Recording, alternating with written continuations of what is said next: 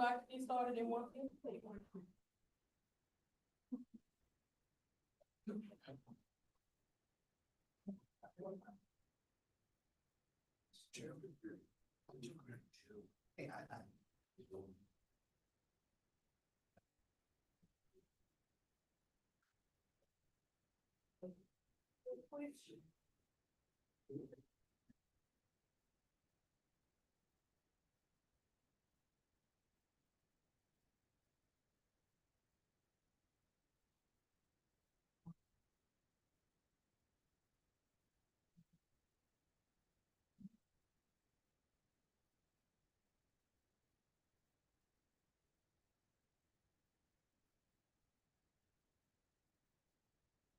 All right. Good morning. Good morning. I'm pleased to call the February 2026 HBCU Advisory Council meeting to order. Dr. Smith, can you please call the roll? Ms. Phillips, Here. Chancellor Bowie, Dr. Darrell Hutchins, Chancellor Pierre, Here. Dr. Donovan Segura, Present. Chancellor Washington, He's here. Mr. Ronald Carrere, Rep. Terry Landry, Here. Dr. Claire Norris, Here. President Lamel, Present. Senator Price, Here. Mr. McClanahan, Ms. Fiona James, Present. Ms. Jasmine Brown, Mr. Jason Hughes, Rep. LaFleur, Present. Rep. Young, Here. Rep. Jordan, Here. Rep. Newell, Newell Newell, Senator Jackson Andrews, Chancellor Gant, Present.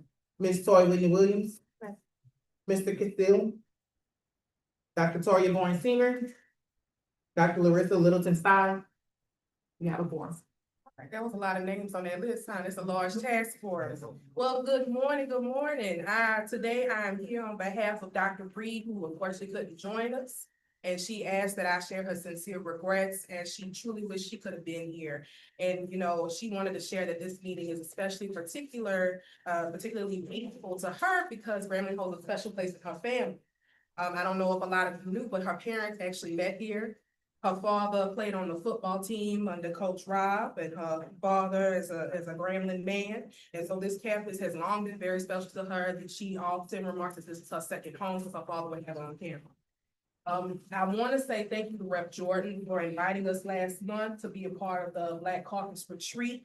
And we appreciate the opportunity, to be here with our extended family and have presentations and discussions that are centered on focusing and making sure that each of you are informed of what's going on in the higher education landscape. Because as you know, there's a lot going on. We have legislative sessions starting. Everybody had to adhere to a strict bill filing deadline. So, my heart, thoughts, and prayers go out to all the legislators here on this task force who are about to ramp up and get ready. And but this meeting here is going to be a real good one today because we have people talking about what's going on the national level, the federal level, and we will have a little family discussion of what's going to be going on the state level. And I would be remiss if I did not say thank you to President Lamel and his wonderful staff for hosting us here today. And I'm gonna open it up to see if he has any words.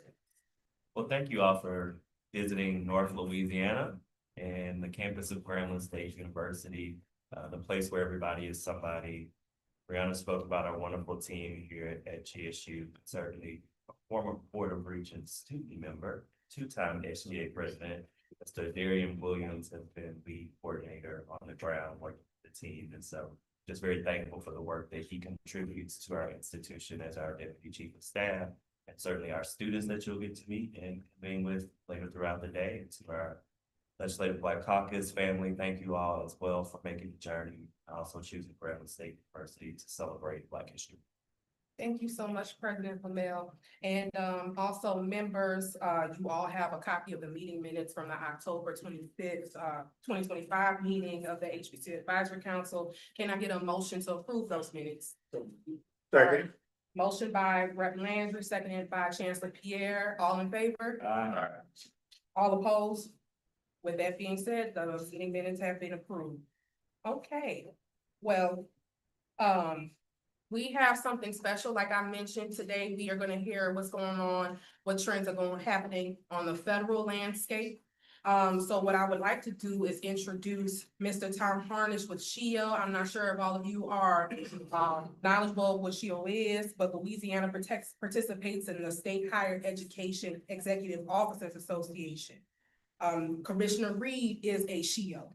And with SHIO, this partnership allows Louisiana to collaborate with other states, access national research, policy expertise, and share best practices related to student success, workforce participation, and alignment, and higher education policy overall. It helps to ensure that Louisiana remains connected to national trends while continuing to shape policies that benefit our students and our institutions and within our state.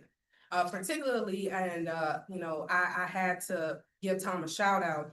He is SHIO's government relations lead, and he regularly updates our agency and convenes calls with other SHIO agencies across the country on all of the trends impacting higher education. So I definitely had to call on him to see if he could join us via Zoom. He is located in Washington, D.C., and so he's going to be sharing a lot of good information of what's going on Capitol Hill. So with that, I want to welcome Tom. And switch over to him on Zoom. Right. Well, thank you, Brianna. Can you hear me?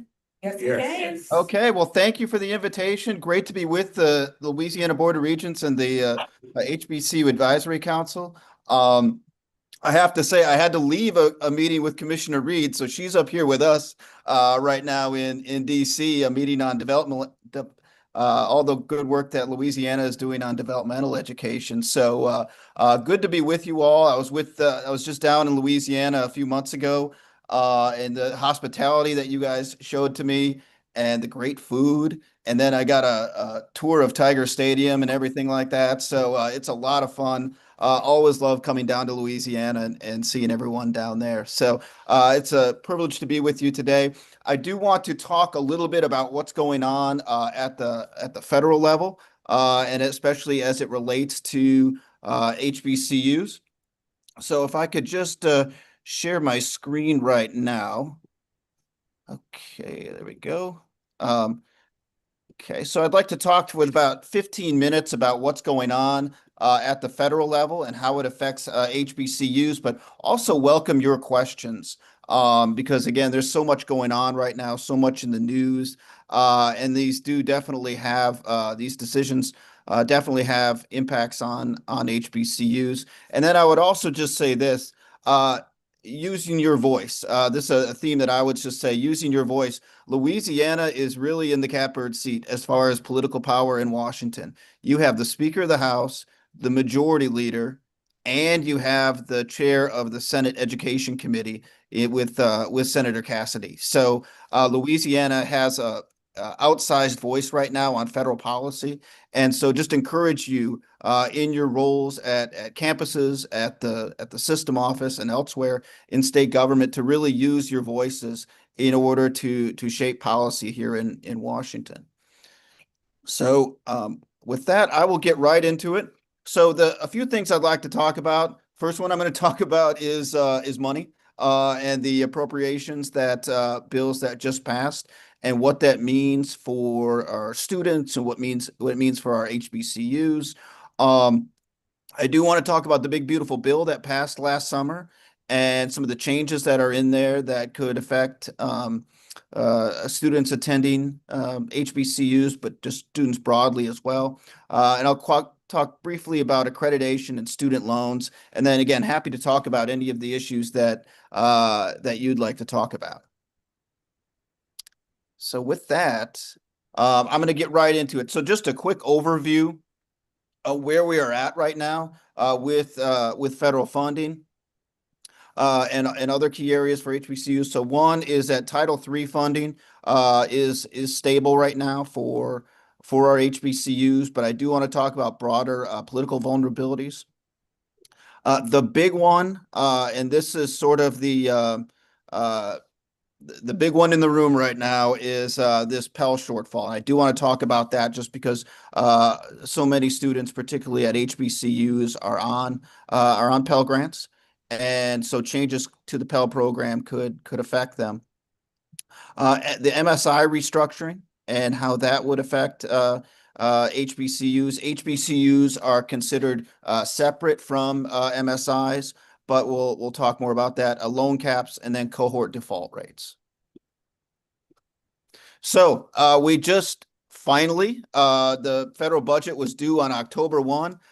We had a long shutdown, if you remember. We had some continuing resolutions.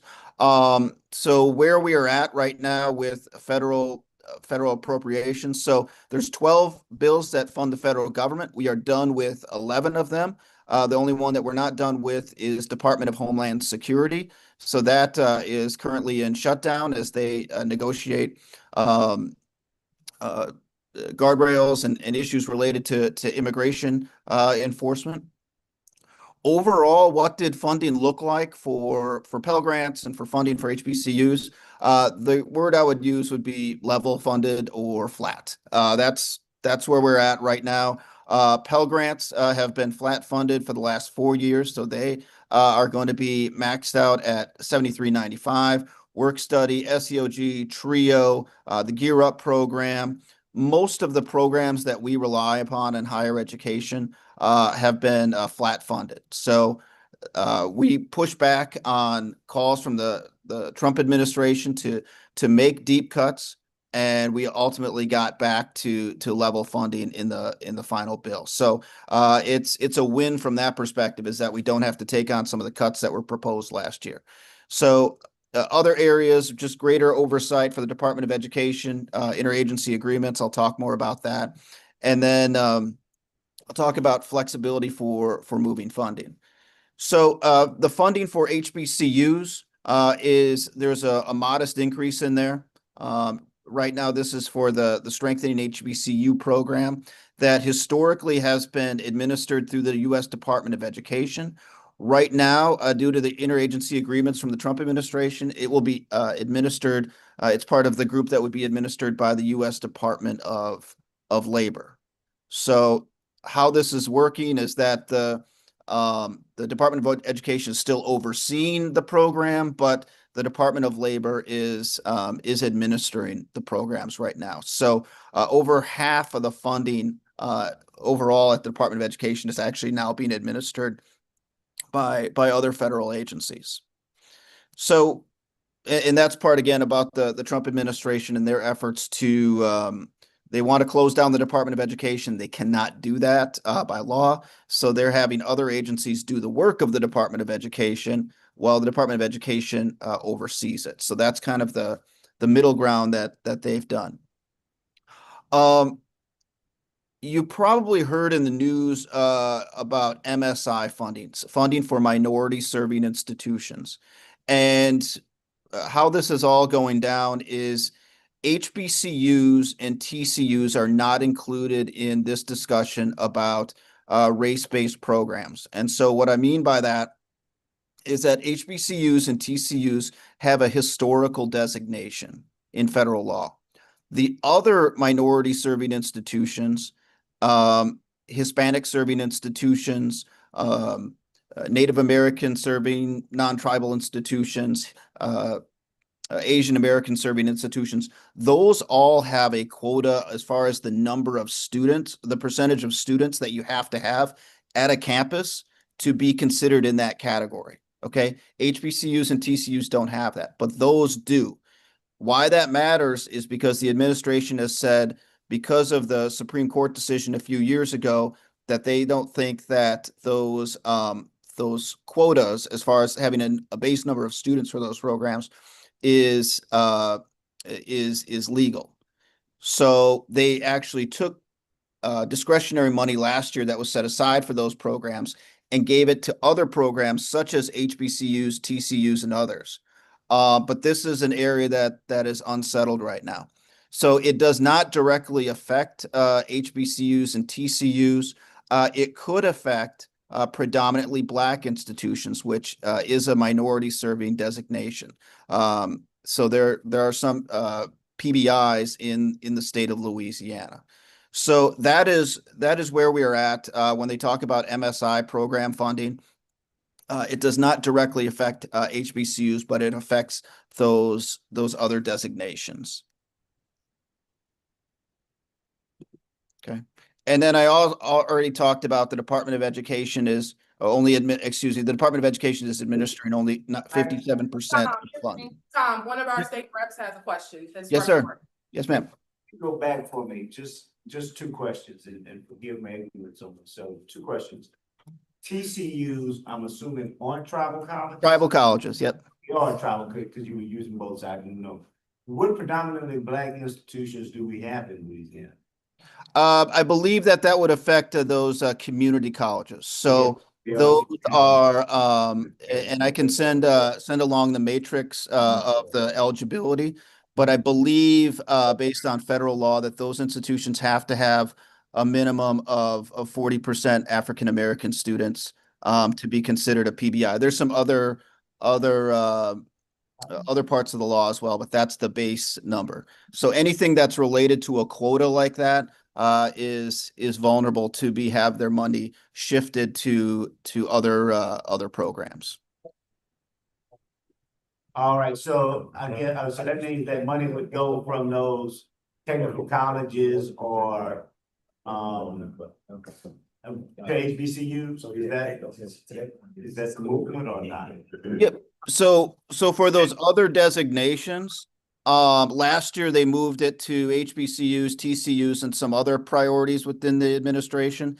This year, it's unclear about what direction they're going to go, but they could take the money and put it into a program called SIP, which is called Strengthening Institutions. And what that means is that that's a program where institutions would compete for the funds, but it would be based on income and resources, and race would not be a factor. So that's a more of an income-based designation that the money could be shifted over to. It's unclear about what the administration is going to do this year, but that is potentially one route that they could go. So Tom, just to make sure I got this correct, last year with the Big Beautiful Bill, they took the money from the MSI programs, they shifted it to the HBCUs, TCUs, but not PBIs. And the upcoming fiscal year, it's not sure where they're gonna put it, and they may put it in that SIP program you just mentioned, which Yep. cover everything. Yep, which is based on income and resources. So that is for institutions serving a lot of lower income students. And they did move it out. It was not part of the Big Beautiful Bill. It was part of their administration of the last appropriations bill. But again, it's unclear about what direction they're going to go next. But yes, PBIs are considered a minority serving institution designation. So last year was a one-time appropriation. Yep, Or- last year was a one-time appropriation, and then this year we're going to have to see about how they go about it. Gotcha. And one more thing is I'm seeing competition. So is this a grant, or you're just doing a general application to apply for the SIP money? We're going to have to see about how they go about structuring that. It could be a competition. I'm not exactly sure about how they could go about that. Yep. Yep. Sorry, we're about to say something else, Tom? Oh, no, that's about it, but I can try to find more information about what's next for those programs. But my overarching comment is just that we'll be watching about PBIs in particular, and how their funding could change in the year ahead. All right, thanks, Tom. Go ahead. Sorry. Okay, no, we're good. So this is just, again, what I talked about, the middle ground is that they can't close the Department of Education, but so they're taking the programs and they're moving them over to other federal agencies through these agreements. And but they're still overseeing the programs. So, and most of the Department of Education programs that I mentioned are going to be distributed through the Department of Labor. So this is something that the administration has been going forward with, and there is some guardrails in the appropriations bill about how they can go about it. They want to have them check in with Congress and the like, but they are still going through with these agreements to have other federal agencies administer Department of Education programs. I do want, and so if we look at the overall funding for the Department of Ed right now, just wanted to be clear, it's been flat for several years, right at about $79 billion. Okay, so that's, and you can see here, the president called for deep cuts. the Senate, which has to work in a bipartisan way because they got to get 60 senators to come along. So that means Democrats and Republicans have to work together. They basically provided flat funding. The House is majority rule, so that called for deep cuts. And so what they ended up is basically going with the Senate's approach, which would flatline funding. Okay, and then this is Pell Grants have been it's the cost of college keeps going up. Pell Grants have been flat for several years now, as I mentioned, right around $73.95 for the maximum Pell Grant. And why this matters now, particularly for students at HBCUs, Congress is going to have to provide 16.9 billion more than it appropriate for FY26 in order to keep the maximum Pell Grant frozen. So they are looking at a Pell Grant shortfall. Why are we looking at a Pell Grant shortfall right now? Well, we have a lot more students in the system because we simplified the Pell Grant form. So we're kind of a victim of our own success. More students can fill out the form. It's easier to fill out now. You can get it done in 15 minutes or so. But with that and some changes to the eligibility formulas, there's just more students in the system. So that's going to provide additional costs. The economy also, when people can't get jobs, more of them go back to school. And then there's also a new program for Workforce Pell that is coming online right now that could add costs to the program. So we are looking over the next decade or so as red ink in the Pell Grant program as far as the eye can see. And so Congress is going to have to make a decision in the next few years about, okay, are we going to cut eligibility for Pell? Are we going to lower the maximum award? Traditionally, they don't do that, but that's one way. Or are they going to provide these funding patches in order to keep the program solvent? And so that we're going to be watching that closely and just encourage you to reach out to your members of Congress, to your senators, and just talk about how important the Pell Grant is for your college or university. Any questions on Pell?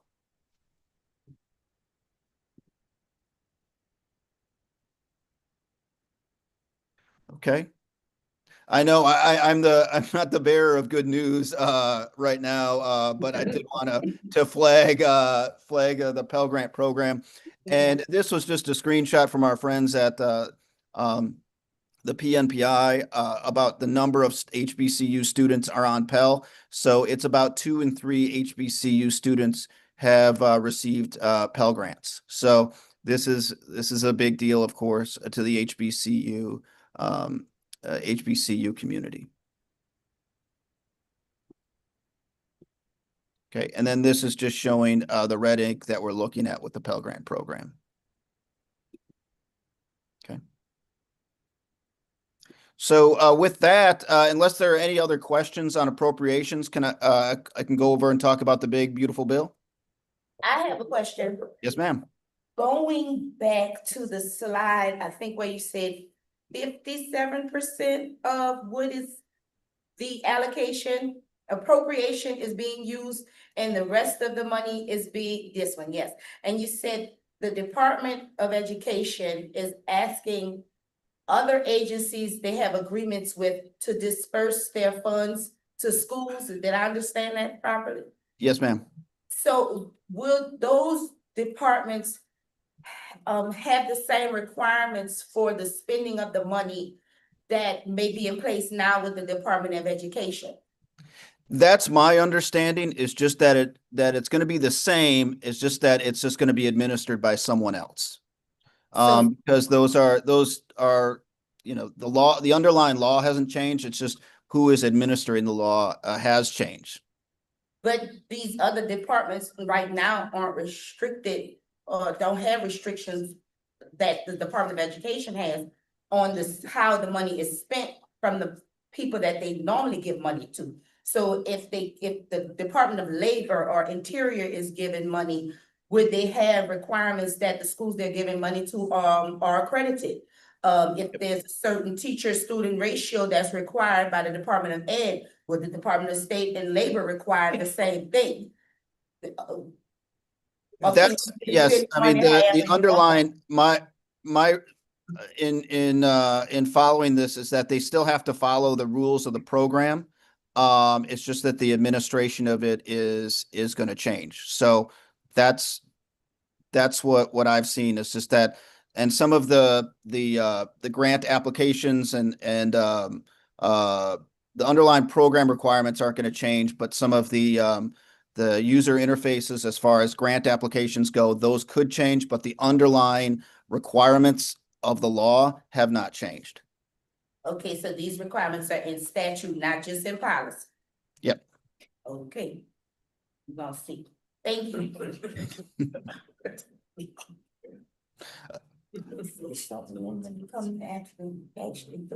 You go ahead, Tom. Okay, all right. So I do want to talk about the big beautiful bill. If we move forward, so this is gonna be a big change for those students that are pursuing graduate education. Okay, and so undergraduate loans are not going to change. Graduate loans are going to change. And basically what we had before was a program called Grad Plus, where you could take out loans to go to graduate school up to the cost of attendance. And Congress has basically come in and said, we're going to end that. And in its place, we're going to put, you're either going to be in one of two buckets. You're going to be in the non-professional program bucket, or you're going to be in the professional program bucket.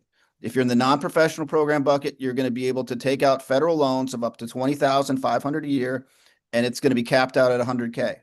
If you're in the professional program bucket, it's going to be capped out at $50K, and you're going to have up to $200,000 lifetime. Okay, and then they put new restrictions on the Parent Plus loan program as well. So that is a sea change for students that are pursuing graduate education that's going to start on July 1 of this year. There is a clause for those that are currently in the system that they can play by the existing rules until their program is over. But for those that are entering the system starting in July, they're going to pursue graduate education, and they're going to be with federal loans. If they're pursuing a non-professional program or professional program, there's going to be different rules of the road. Okay. And so you can see here, just this is a screenshot of these changes. So go ahead. Is there a question? Actually, go back to the last slide. Yes, ma'am. Can you give a couple of examples of what's considered as a non-professional program? I know that it was a big frenzy on social media as to what categories of professions, because I think I remember some nursing and medical professions. And then number two, what was the criteria, or are you aware of the criteria that they use to deem it as a non-professional program? Great question, and that's my next slide. So yeah, how do you define professional versus a non-professional program? And so they punted that over to the negotiated rulemaking committee at the Department of Education. So hopefully, okay, so what happens here is you have negotiators that represent different parts of higher education. So SHIO has a seat at the table, someone representing our community, 2 years, 4 years, for-profits, private colleges, different constituencies. There's a student seat as well. And so they negotiate rules. And one of the key questions is who gets put in the professional bucket versus who gets put in the non-professional bucket. And of course, there's a lot of jockeying with different programs and different associations out there. But the department was pretty tight on what they wanted to be included as professional programs. So you see here the list of programs. This is based on a definition that's been in federal law for a while. And they said basically medicine, pharmacy, dentistry, et cetera, those are considered professional programs. And then everything else with graduate education is considered a non-professional program. So the Board of Education decided that a doctorate in education wasn't a professional program? It's not on the list, no. So the Doctor of Education would be maxed out at $20,500 a year. Mhm. So and so there was a lot of pushback as Brianna noted online and the like from nurses who were particularly upset about this, physical therapists, social workers, et cetera, that were considered in the non-professional bucket. Right now, so they agreed and they reached consensus on this. So right now, they take that consensus language and it's now in the Federal Register. And you can comment, you can send a comment to the Department of Education through March 2nd and just say, hey, I agree with this, I don't agree with this, et cetera. But this is what we have right now as far as the future of these programs. I would say also too that there are several pieces of legislation on Capitol Hill that basically would tell the department, hey, we think you should expand the number of professional programs. There's bipartisan legislation, and that would extend it to a whole range of other programs as well. So just wanted to flag that for you, but I'm happy to answer any questions. What was the immediate response from the department when they immediately got pushed back? I think I was reading that they were trying to use this as a way to prevent students from taking out too many loans. I just that's kind of what I read, but I wanted to know what was the administration's response to pushback. So the administration's response to pushback was, look, the spirit of the law is that too many we have too big of a portfolio on graduate student loans, and many of these loans we don't think are going to be paid back. So upwards of half of the federal loan upwards of half of the federal loan portfolio is actually graduate education, but the percentage of students in graduate education is more like 15%. So it's an outsized part of the loan program. And they were looking at some professions and being like, these programs, taking out $130,000 at some programs for like social work. We just don't see this as a value. So we want to cap the amount of federal student loans. So, and they also felt that with the unlimited loans in the Graduate Plus program, that it was fueling tuition inflation. So the administration was pretty tight, and they said, we just want to stick tight to these programs that are listed in federal regulation about what's considered professional. But again, they've received a lot of pushback from nurses and physical therapists and others trying to get into that professional bucket.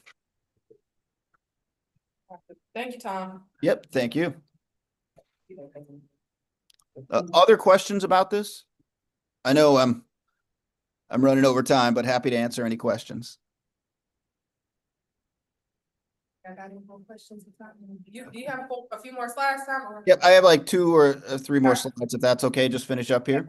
So student loan defaults are on the rise. So if you remember during the pandemic, President Trump and then President Biden said, we're going to do a repayment pause on student loans. And then President Biden said, ended that and said, we're going to, do a grace period to get folks back online as far as repaying those loans. That grace period is done. The COVID era repayment pause is done. And now folks have to repay their student loans. And why this matters for institutions is that if your institutional cohort default rate is above 40% in a year, your institution can lose access to federal student aid.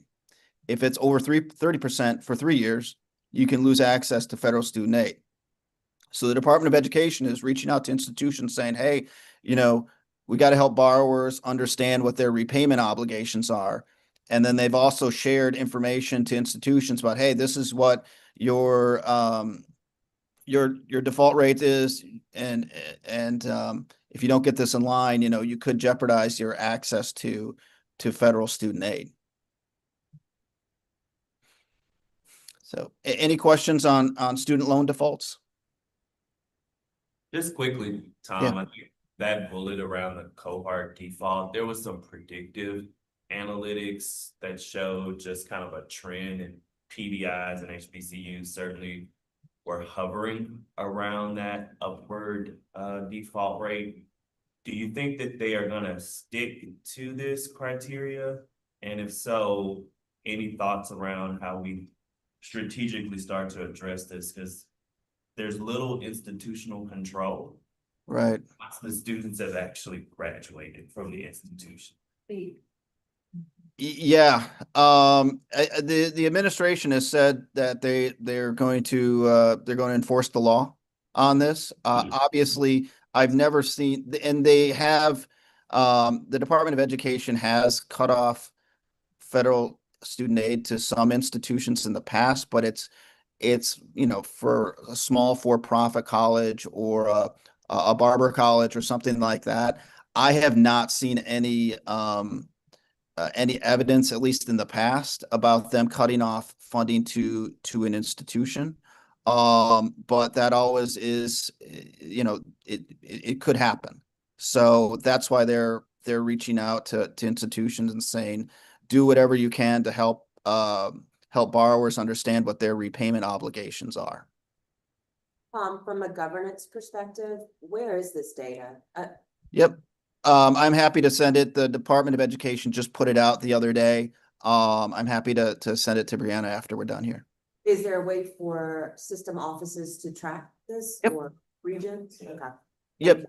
Yep, they can track it, and the department has been refreshing the information on this. But they have a spreadsheet that's broken down by state, by institution, and what the rates are, across the country. One quick question for you, Tom. Yep. Do they break it down by student? And the second question is, does this become an unfunded mandate? Because I mean, the colleges, I mean, I don't know how you collect on, to the president's point, I don't know how you collect or force collection on a student who has already graduated, but Right. you almost gotta give them collection departments at least to try to reach out to the students and encourage them to pay. Right. So who pays for that extra manpower? Yeah, I think they're just saying, you know, institutions, do what you can in order to do this, in order to bring down those rates and let people know about their repayment obligations. But as far as like new resources or anything like that, I haven't seen that. But I would also say that the information that I've seen from the department, the unit of analysis they're using is the institution. All So right. you can go through and sort the spreadsheet by what your institution is, and you can see other institutions in the state. So I guess the question is, then who does the institution even know who to call? Mhm. If you don't have it broken down by students, I mean, you can tell me I got a 30% or 40% default rate, but if I don't know 40% were in default, how do I even, I mean, who am I encouraging? Right.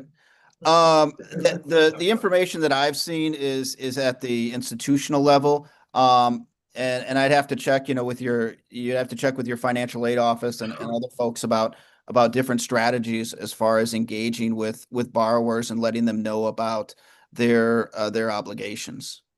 Okay, thanks. Yep. Okay. Well, I'll just finish up here unless there are any other questions about cohort default rates. Tom, how does SHIO define cohort? For example, if there's a situation where a student has attended multiple institutions, how would we know which institution will be liable if a student moves into default? Oh, great question. SHIO has not, we don't have a definition on that. The federal government has a definition of that, and I can get back to you on the precise definition of how they define cohort default rates. Because you're right, there's a lot of swirling with the students going to different institutions and what institution is ultimately held accountable on that. Yep. Thank you. Yep. Go ahead, Tom. Okay, so I just want to finish up here. I talked earlier about the negotiated rulemaking, and the Trump administration is starting a new negotiated rulemaking. This time it's on accreditation.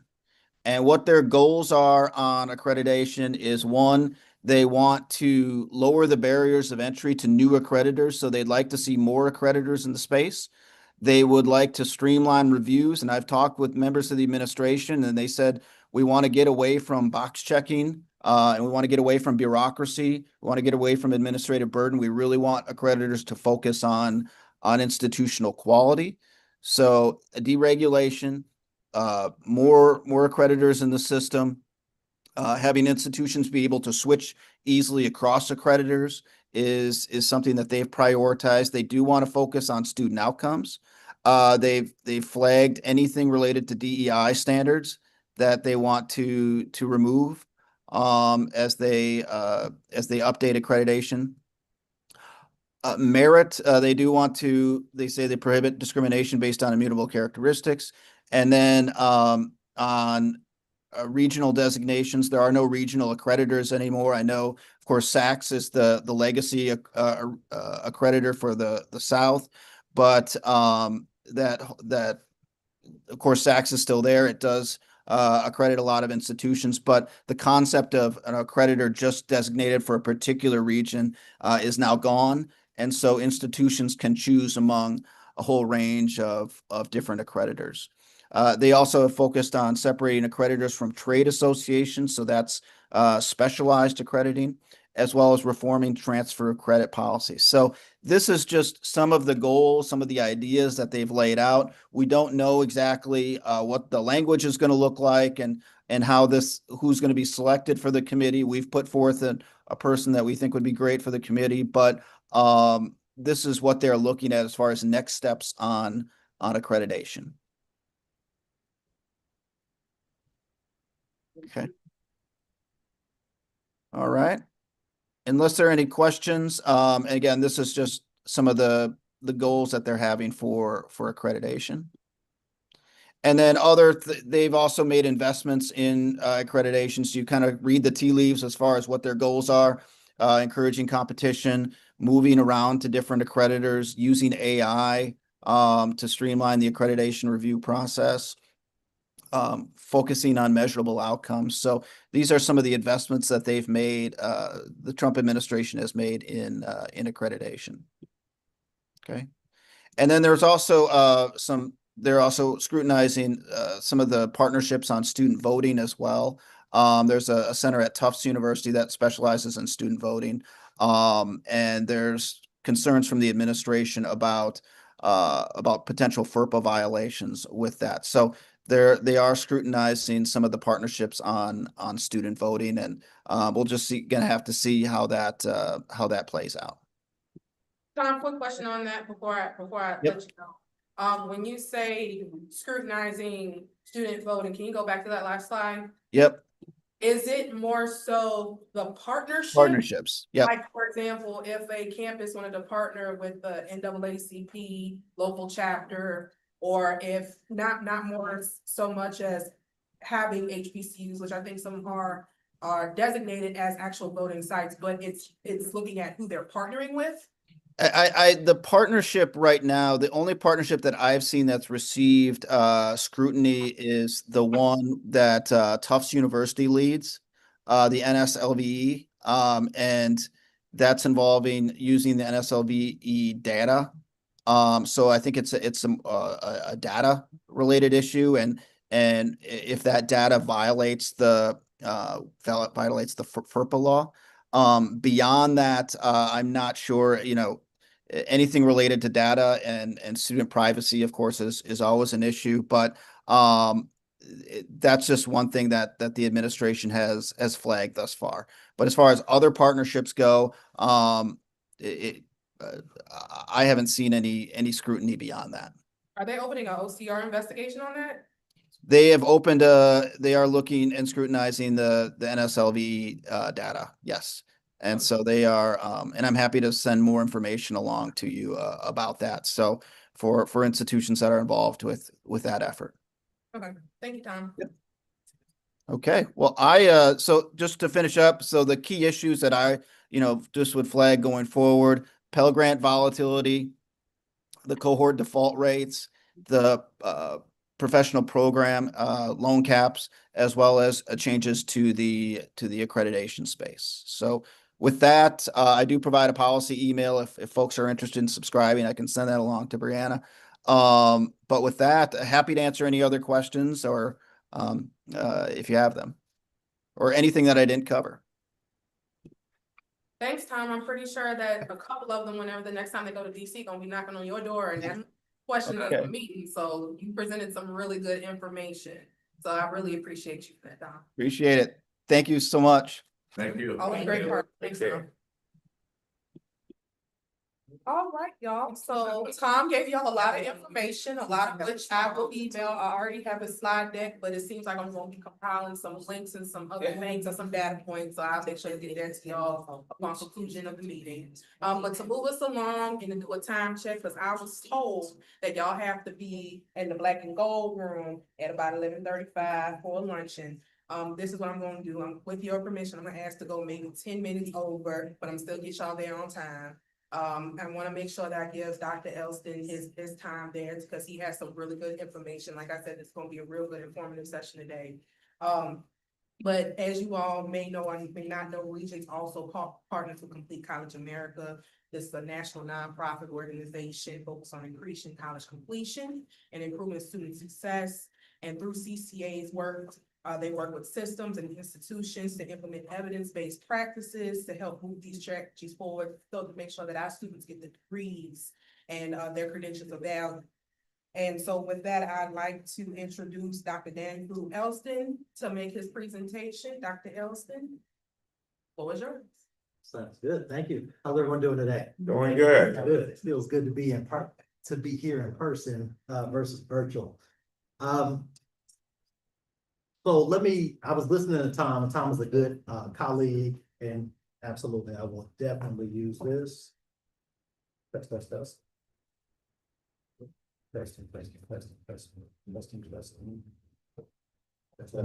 There we go. It just took a second.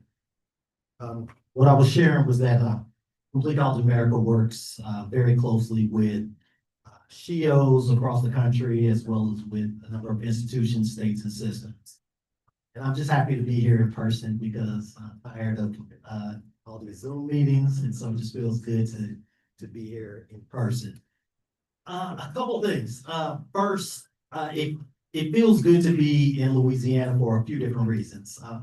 I've been with Complete College America now for 11 years. My first week on the job, I was supposed to be supporting our president and founder, who was giving a speech to the Board of Regents. Unfortunately, he was not able to make it because his plane flight had some kind of issues. And so my first week on the job, I actually had to speak in front of the Board of Regents and talk about the experience, the college completion agenda and movement. And it was a great conversation around what does it mean for an HBCU student to now be in the space of policy, practice, and perspectives. I will also say that I have a 17-year-old son who is a senior in high school who is making some college choices. He's been accepted to Southern as well as Xavier, so you might see me down here a whole lot. So we're trying to make some decisions around this burgeoning mechanical engineer. But he said, come on, Southern. Somebody gotta come up with an aid package, but that's a different conversation. You sitting right on the same rope with you. We can work that out. Don't worry about that. No. Well, without being, too lengthy, what I enjoyed about Tom's presentation and where I think it can lead us to is a larger conversation around what are institutions and states and systems experiencing, and how do we ensure that the conversation moves beyond where the ball is to where the ball is going to be going.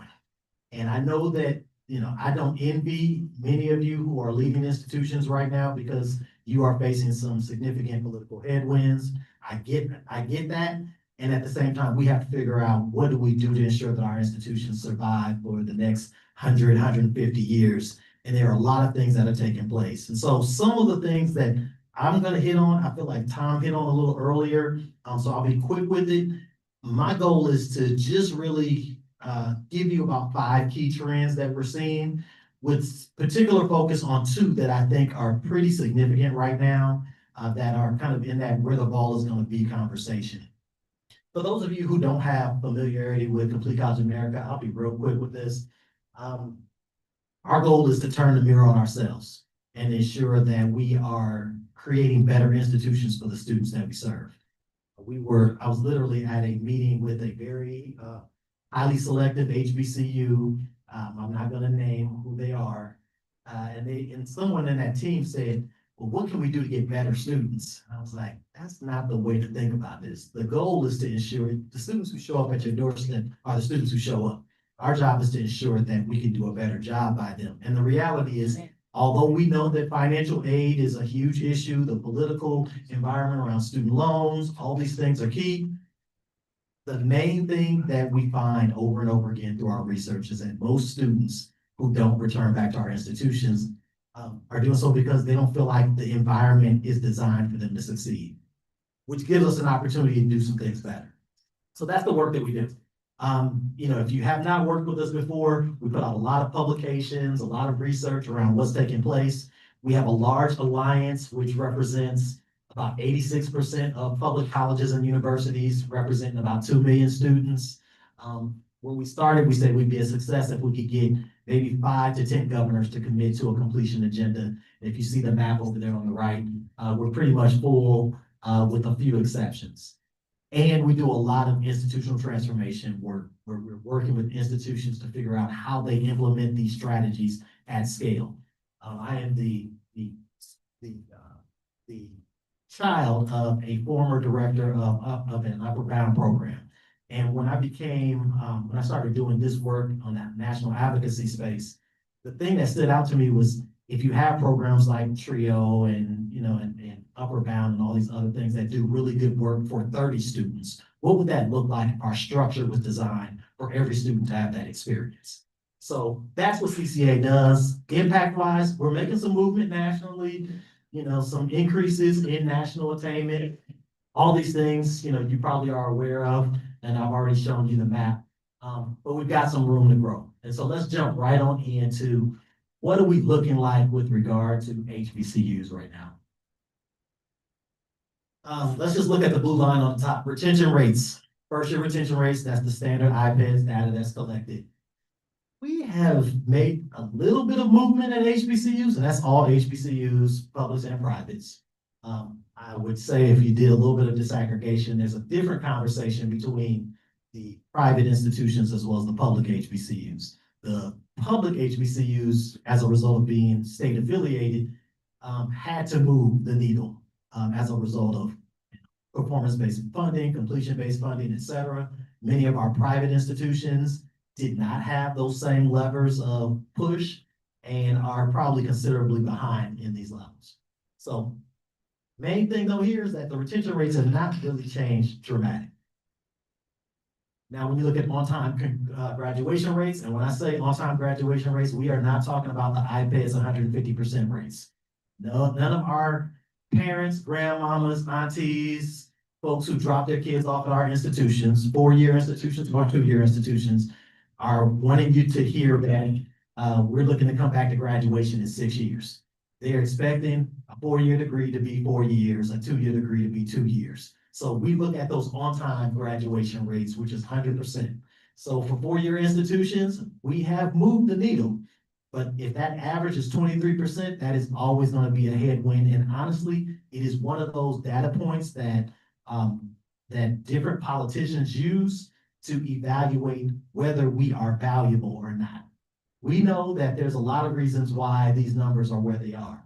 I'm just being honest and having an honest dialogue with you around, what we got to do to move that needle, because it is going to be an important part of the political climate, and definitely over the next 3 years. Excuse me. Yes, please. In your talking point on the on-time graduation rates, do you consider students who either change their majors or add a dual major that might set them back to a 6-year graduation as opposed to 4? But this particular data, what we're looking at is the first-time, full-time cohort. It doesn't necessarily take into consideration changes of majors, et cetera. Okay. Or what about students that change institutions and some of the classes they took at the first one don't transfer to the second? Is that considered? It does capture those students. Oh, okay. Thank you. All right. So with that, where we've been hitting this work has really been around what do students experience at colleges and universities. And we've been calling them our pillars of transformation. I'm not going to go into all the strategies that are up here on the screen. But what we found is that institutions that do this well really have kind of found 4 core buckets of the student experience that help to design a comprehensive experience. How do you ensure students have a sense of purpose, know where they're going? You have to have a structure. What does the map look like? Even if that map is designed for part-time students, students that periodically might need to stop out, how do you get them back on track? Obviously, Louisiana is well known for the momentum metrics. How do we ensure that all those things that tend to be hurdles in the process are alleviated? And then knowing that students sometimes get off track, how do we ensure that those academic supports are in place, academic coaching, et cetera. So I'm gonna stop right there. Let me tell you what the 5 biggest trends that we have been seeing right now are related to the national agenda. And I think Tom hit on a couple of these, so I'm gonna be kind of quick with the first 3, and then I'm gonna spend a little bit of time on the last 2, and then just open up the floor for some dialogue. First trend, very simple. You know it all too well. The federal policy agenda has shifted, and the stakes are real for HBCUs. People ask, so what does this mean for us? It means we're dealing with issues of operating revenue, we're dealing with credential recognition, we're dealing with issues of competitive positioning, bottom line. So you know that as a result of all the things that you've already heard. Second thing is that credential attainment is becoming and has become a state competitiveness issue. Every time we go into a conversation with the state, with the governor, with a governor's policy advisor, they want to know how they rank in comparison to their peer institutions, within their geography, et cetera. And so I think on the good side, I feel like there's some really good news coming out of Louisiana. Obviously, the Momentum Summit that you had, Tristan Denley shared, recent work around the state being ahead of pace for the 2030 goal as far as credential attainment. I guess the question for me is, are HBCUs getting their proportionate share of that progress? And are you positioned to drive the final miles of that 60% and beyond? Third trend, the enrollment pressures that we are dealing with right now are not going away. They are not. I think people sometimes think that, it'll just be a new president or a new governor that will change this. The demographic shift is real. And the institutions winning enrollment right now are the ones that can clearly articulate what is it that our graduates earn, what do they do, and what do they become? Full stop. That is the conversation piece that's taking place. I will also say that being able to track that data is a rarity. In the state of Louisiana, Louisiana is not a state that's a part of the post-secondary data partnership. And some states have better data collection systems than others. But you have to be able to track your data across institutions, and not only across institutions, but across states, especially in environments where you see an outflow of talent. You want to know where they're going to be able to figure out why they are leaving the state. And very few states are able to do that. And so that is a national imperative. I think there are going to be some national conversations around data collection. The biggest concern for folks is, what do you do with that data once you have it? And we don't want it to be used to further dismiss the value of HBCUs and institutions that are serving our most minoritized populations. So those are the 3 big pieces. The 4th trend that I want to share with you is one around workforce alignment is the new accountability standard. That's not a surprise to many of you, but what does this credential lead to is the conversation that we're having most frequently with policy leaders and state leaders.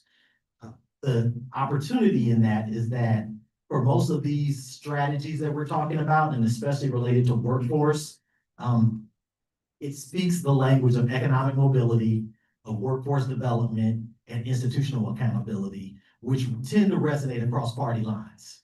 And so if you can figure out how that's kind of playing out into your academic maps, into the sense of purpose, it's going to be really important as we continue to move on. And the last trend, the 5th trend that I want to kind of throw out there, so it's like my alarm.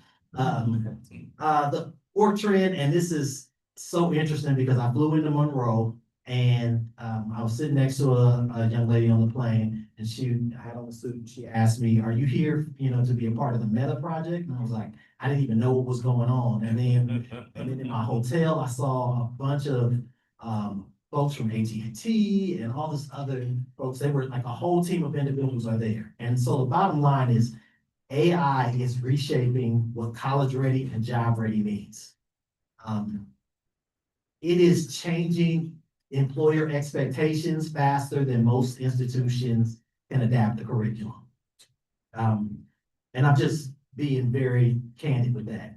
And so the programs who graduate or don't graduate, students with competencies in AI are going to be behind before they even start. And that is part of that larger conversation around workforce alignment. I do think there's an opportunity here because AI also creates a kind of a competitive equalization opportunity.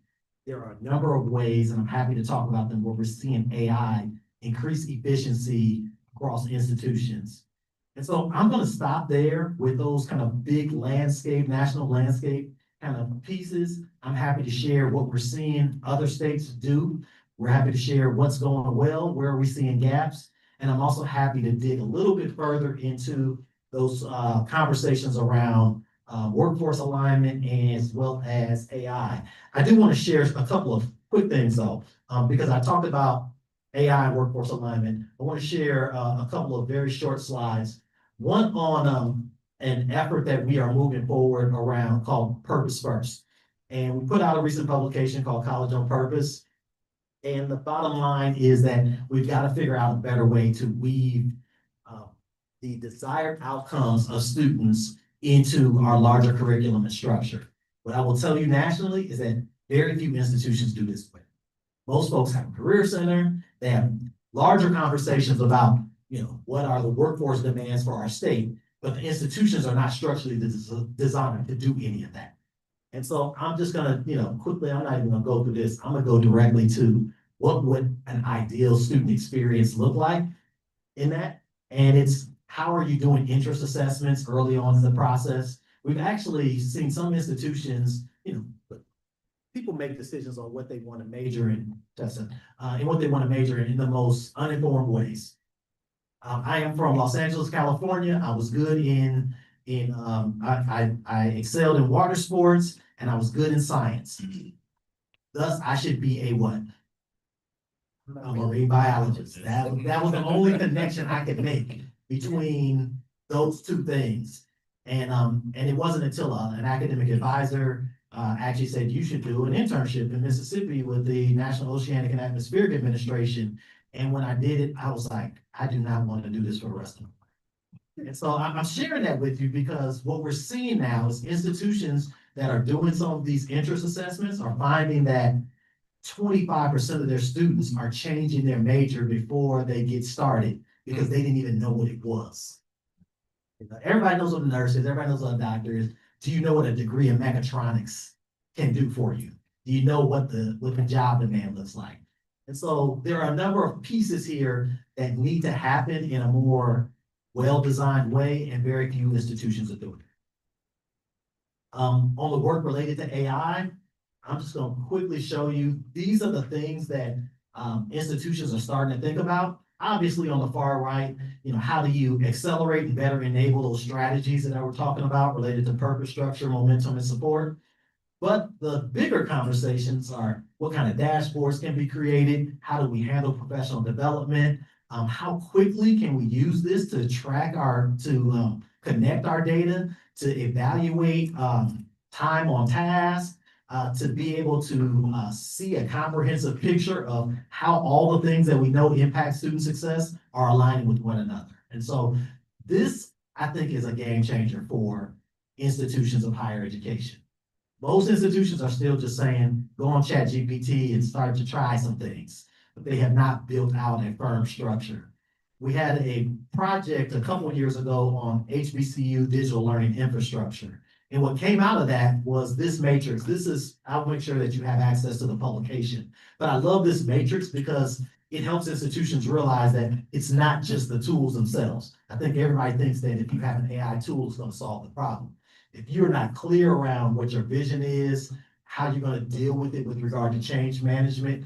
Do you have the right IT infrastructure? What is it gonna look like to get rid of some existing tech tools and integrate them into AI?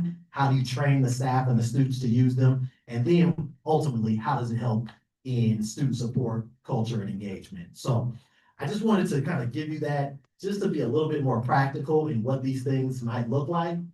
But I'm happy to go ahead and jump into some conversation around what we're seeing, what you're trying to figure out, go from there. Just a quick question for you. Some of the things you were talking about, well, all of it, but one thing that caught my attention was capturing the data of the out-migration and what have you in the states doing, or the universities doing a poor job of that. Most of, well, I don't say most of us, a lot of us here are policymakers. So yes, for me, my ask of you is, how do we take the data and information you gave us and convert that into some tangible policy that can help assist you or the universities or what have you, whether that be, and I don't want to get into mandates or requirements, but maybe, I'm just use that as an example. If we require universities to track students 3 years or 4 years post-graduation to find out where they are and do a survey or something. I'm just wondering from a policy perspective, how do we convert the information we just got and use it in some significant way? Yeah, I think I am making the assumption that I know that based on all the folks that I have known and worked with in the Board of Regents and across the other systems, that these conversations have been taking place. Now, trying to be careful because I came from institutions, and now what I realize is, how do we move things fast? And I think policy can sometimes be a lever to do that if you do it right. Sometimes politicians mess up and blow up some things that are not very well taken by the institutions. That being said, I think that being clear around what data collection process happens at a state level could be a policy effort that takes place. I will also share that there are going to be some federal approaches to this. For a number of years, we've been advocating for the College Transparency Act, which would create that national data set across institutions. And for the first time, it's actually getting bipartisan support. So who does it first, whether it's the state or the feds? I would argue that states probably want to do it first, but it's probably going to be a little bit of both. I see your hand. Yeah, so Representative Jordan is really hitting on a big point. So let me point you in the direction we already have seen this. In the Budget Reconciliation Act, i.e. the big beautiful bill, there already is language that talks about restricting loans and now even Pell Grants for academic programs that produce what are considered low-income earners. Now, there hasn't been a working definition of what is considered a low-income earner, right? But they're talking about implementing the first, I will call it punitive aspects of it in 2028 or 2029. And so we already see something right now pending before the Louisiana legislature that is, I guess, wants to be the first, but they're not going to be the first because already West Virginia and Indiana have already taken the step. So here's what you have. You have somebody trying to say, we're going to measure you in 2029. We're going to look, we don't know what the academic programs are. We don't know if it's by department, we don't even know what that means, right? And then here's the only thing we know, that from the undergraduate level, you have to produce graduates by program that exceed the median income of high school graduates for your state. For the state of Louisiana, best I can tell, that is about $33,000, $33,500, some dollar amount, right? On the next level, if you have a graduate program, you have to prove that the graduate program produces outcomes for those graduates that exceed the earning potential of undergraduates in the same discipline. We don't even know what that data looks like. So if you take a look at what we just learned here and the previous presentation, here's the issue that we have to deal with. And I'm gonna say this to my great President Lamel, who always is forward thinking. I have to think about that. When we look at, for example, the restrictions on loans and some of these programs, here's the advantage we have. Here's what we have to think about going forward. We have low cost programs compared to income potentials. So I was fortunate enough to be in a meeting this past summer with the Association of American Universities. So that's like the top 70 institutions for research, right? And here's what I learned from a session with Senator Cassidy and some other folks. Some of the programs they're really going after are the private schools like a USC. They were showing that USC has some programs that cost $60,000, $70,000 a year. And they can't verify the earnings at the master's level or at the undergraduate level, what people earn. All right. So we have to do two things. One, institutions like Southern and Grambling have to be very conscious of what our costs are. We have to take advantage of some legislation that you all have put in the face that allow us to price high cost programs, but find out what the appropriate level is. Okay, we have to do that. We definitely have to do that. And then we also have to recognize in terms of workforce, we certainly have to take a look at all of our programs and say, you got to determine what the workforce process is. I mean, Cecily, we've been talking about this, workforce Pell. The problem is they're moving along with no definition of what it means. And this is where the midterm elections become very, very important. Because from what I can tell, we have people that are putting out, quote, language, but don't have a definite policy of how you define it. And if you don't have that, then you're really kind of dealing in the dark. So for example, President Lamel, you talked about some things that are happening in nursing and all these different things. There might be a time where Southern and Grambling are going to have to consolidate and operate programs together just from an affordability standpoint to keep things affordable, find out what those top priorities are. Now, up here, you have Richland Parish, now Bossier and Caddo. I think you're going to have maybe 4 data centers. I think AI data centers. From what I understand, the biggest pushback is happening in Richland Parish. But there's another opportunity actually in West Feliciana Parish that's going way below everybody's radar. They're building already the data center in West Feliciana. And the opportunity for Grambling and Southern is that with our excess land, we have to work to doing a process where we actually store energy. Because there's going to be a big energy drain in a lot of these parishes.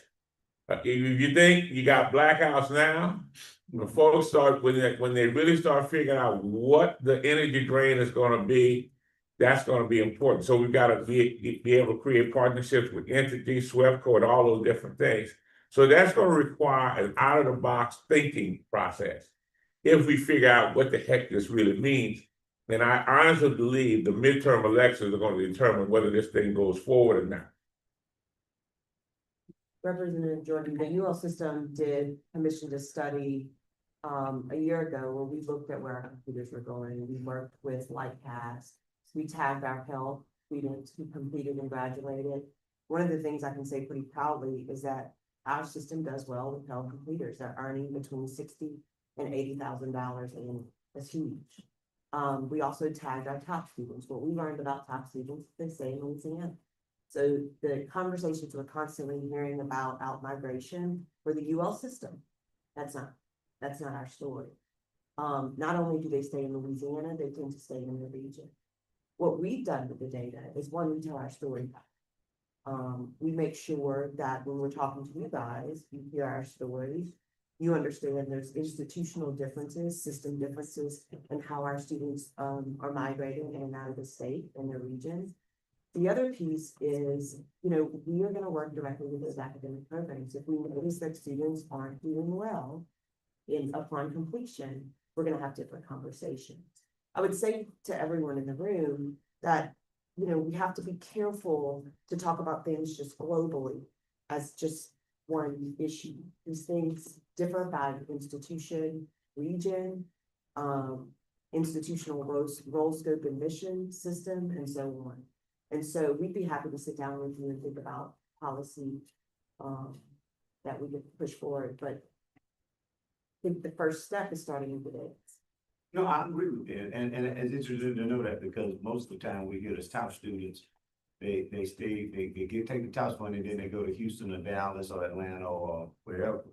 So, so that is encouraging to know. I still would like to know, even if you differentiated that by race, how does that look as well?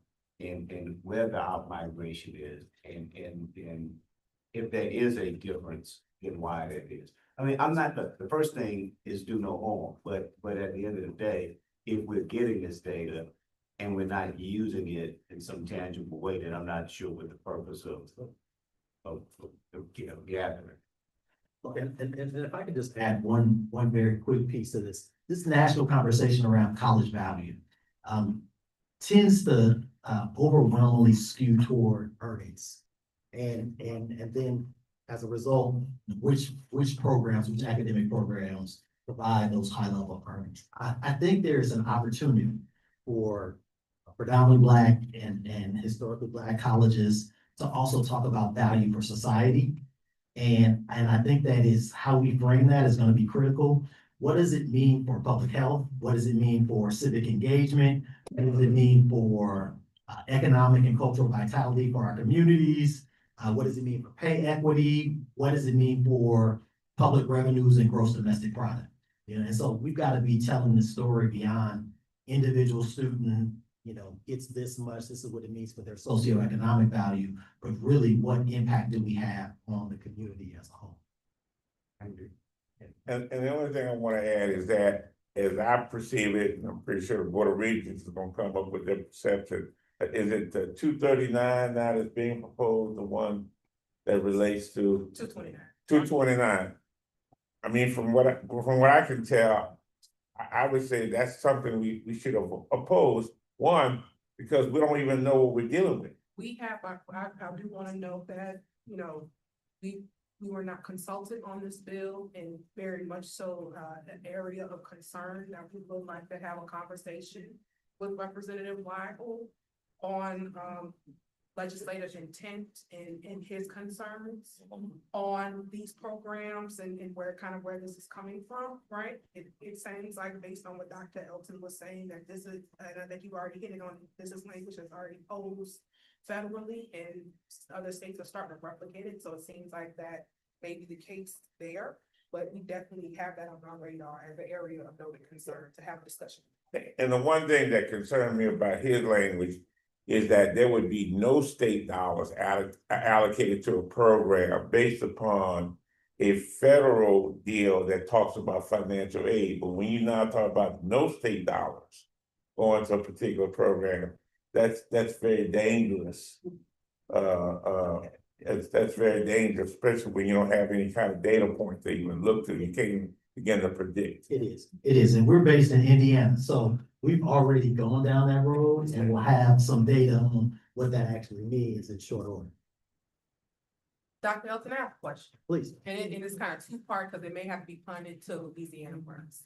I want to know nationally, what have you seen with respect to HBCUs and partnerships that they've done with big industry corporations? For example, as you all know, and if my Brasapia could talk about it, in Donaldsonville, we went to that groundbreaking for the Hyundai Training Center, right? Have you seen, and I'm not sure if you've heard that, but Hyundai is building a steel plant there in Donaldsonville Parish, and they're partnering with Ascension. River Parish Community College to have and they just did a groundbreaking on the facility. I wanna know, have you seen any HBCUs across the nation do something like that? And then from your perspective, Ms. James, what could our in-state colleges do to have opportunities like that and to get on radars to talk about, to prepare these students for the jobs of tomorrow? Because I think that is an excellent opportunity. And, our institutions like to jump and take a part of opportunity. So I want to know from your in-state perspective, what could they do and what did you see from that perspective? So to you, Dr. Elton, what have you seen nationally and then an in-state focus? Gotcha. I'll let you start first. Because I also had a similar question, more so on a wider scale as far as what you've seen as far as trends are concerned in other states. But to your, you want me to? So the PPA.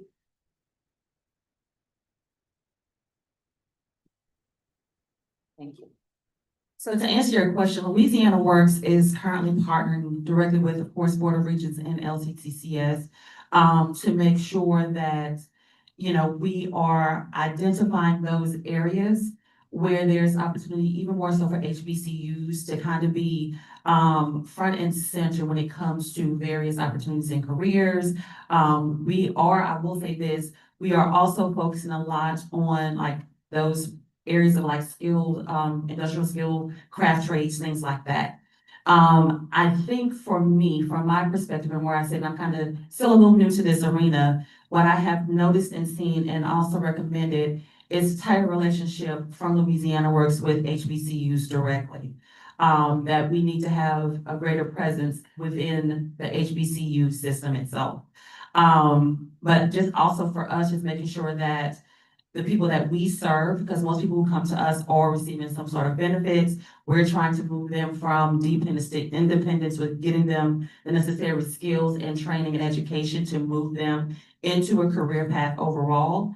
And so just making sure that they have knowledge of those different opportunities, such as Hyundai with River Parish Schools. We are also in partnership with RPCC. We have partnership through LTTCS with BRCC as well. And so just kind of making sure that we have, better communication amongst ourselves and HBCUs. It just got to be more present as well in those different arenas. So test. Okay. So we are seeing some really good examples of institutions that are doing this work well. Valerie might be dying on this, so I'll just speak up a little bit more. But that Purpose First project that we're talking about, we're always trying to do these initiatives at scale, not a singular institution, because it's so much easier when you're able to align with a system as well as the state government. And so in both Missouri as well as Kentucky, we did statewide Purpose First projects. And the institutions that were involved in that work, Kentucky State, in Missouri, Harris Stowe. Matter of fact, today, the Gates Foundation and the rest of our team is at Harris Stowe talking exactly about this project. And so, people always want to know, how do I build a project like this? And what I continue to tell them is that success begets more success, which begets more resources. And so in some cases, starting small with levels of implementation and then moving into alignment will actually put you on the radar with a number of our corporate partners.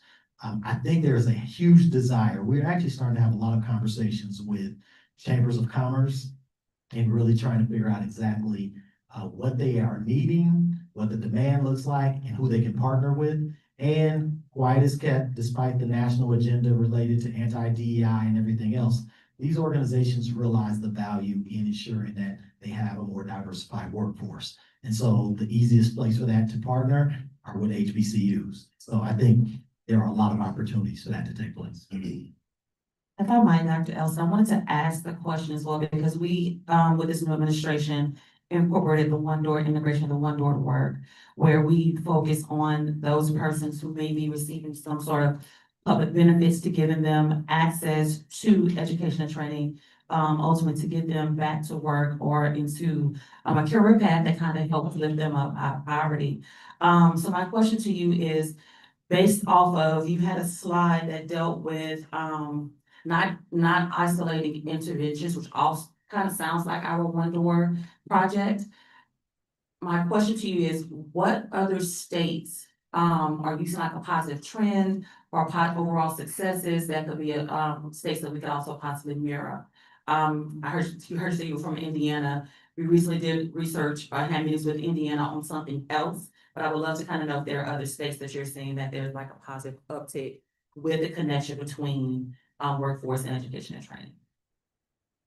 Yeah, and sometimes I only know just enough to be dangerous in these rooms, and so, but we have, state, alliance engagement directors, and so what I'm happy to do is to kind of talk to our team and figure out who I would put on the Mount Rushmore of states that are doing really good work.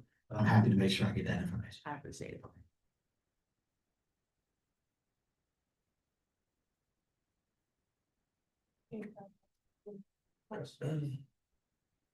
Well, I got one more question.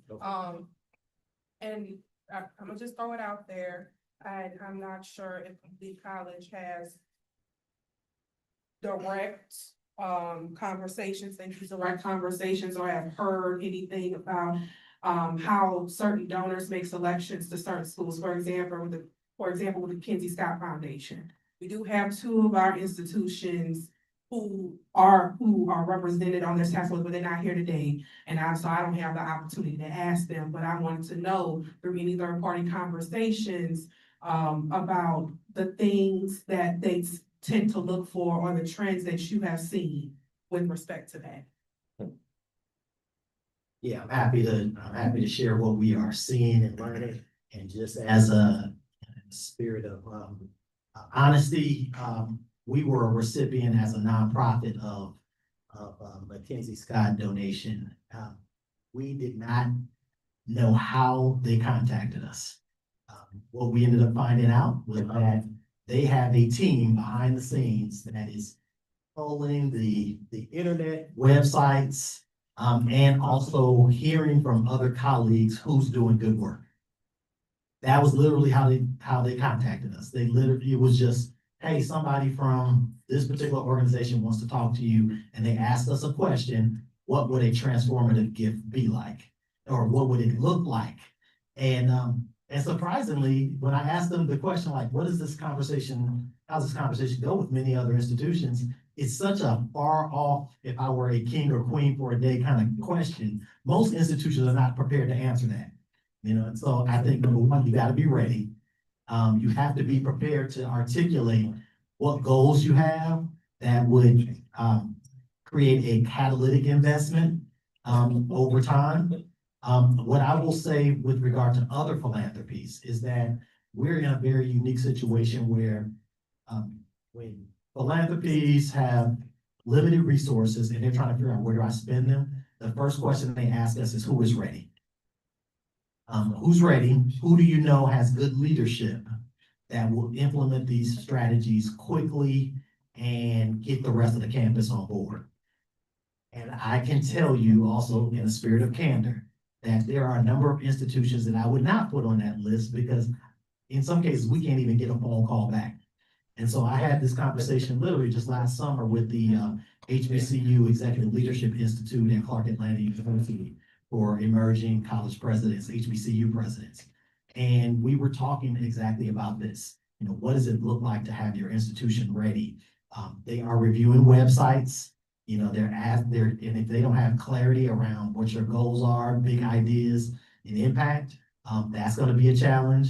I would say that participation in programs and projects that might seem small could be the beginning point for a larger investment. And so, really just kind of having a conversation with the staff members and the team members at your institution, that these discussions are happening all the time.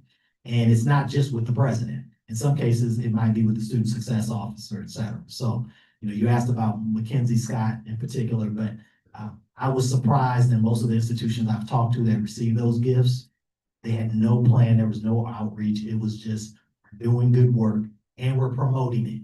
I don't want to lose sight of that.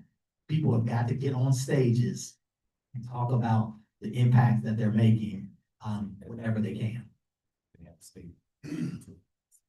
Thank you so much.